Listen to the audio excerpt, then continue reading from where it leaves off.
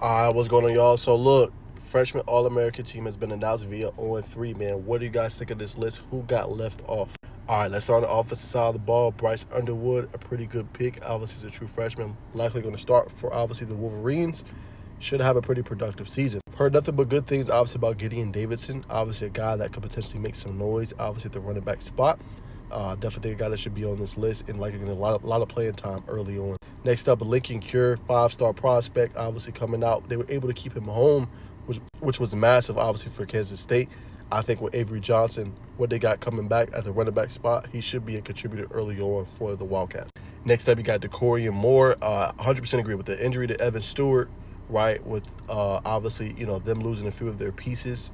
Wide receiver being, suspended indefinitely, he should be coming in early. And Coach Lennon has already raved about Decorian Moore and what he can bring to the table. So 100% agree there. Dallas Wilson's another one. I think it's going to have, obviously, a lot of upside. Be interesting to see how he recovers. Obviously, he's done with a little bit of an injury, but he should be good.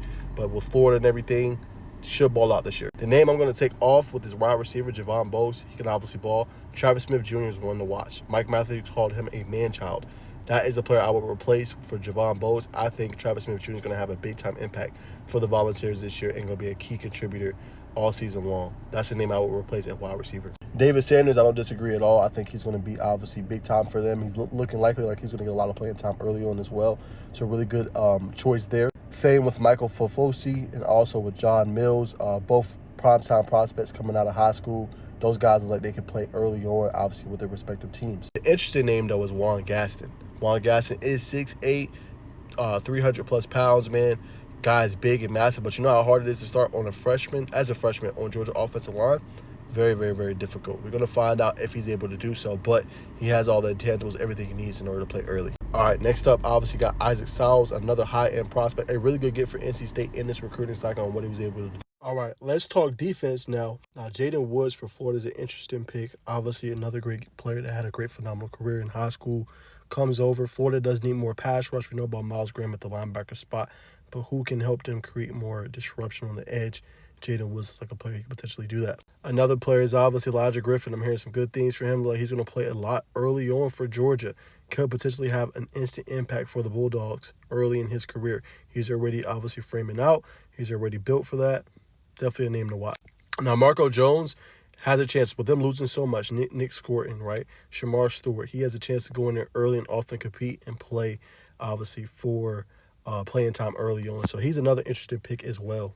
Then you have Bradley Golfers, another outstanding pick, I think, as well for Duke at the linebacker spot. Him and Riley Pettijohn, both phenomenal picks.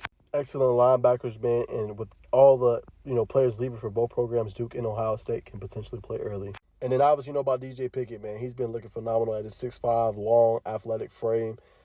Dude can play, man. He could be the next star defensive back to come through the LSU program. We know what they've been able to produce. He looked like he's next in line.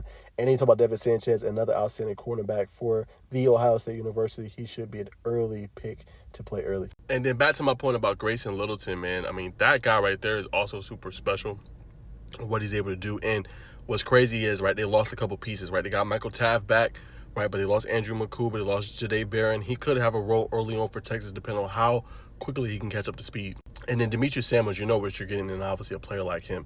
Stud, can do a whole bunch of different things. He's a difference maker. And then last but not least, my guy, Tay Harris, man. I mean, I can't wait to see what he does this year. He's one of the biggest flips of the 2025 cycle. And he comes in at Georgia Tech, even though they're loaded at the safety spot with Omar Daniels, Clint Powell-Lee. Tay should be able to come in and get a spot. Now, what does that look like? I'm not sure. Tay could potentially be the star position, right? He could potentially help at corner. Like, Tay is so versatile, he can move all over the field. And his hard-hitting ability mixed with his ability in cover, it makes him a problem early on. So he's going to be interesting. Another name that nobody knows about, but that could have an impact early on is Elgin Sessions. That's a guy at cornerback spot that has come in early and worked.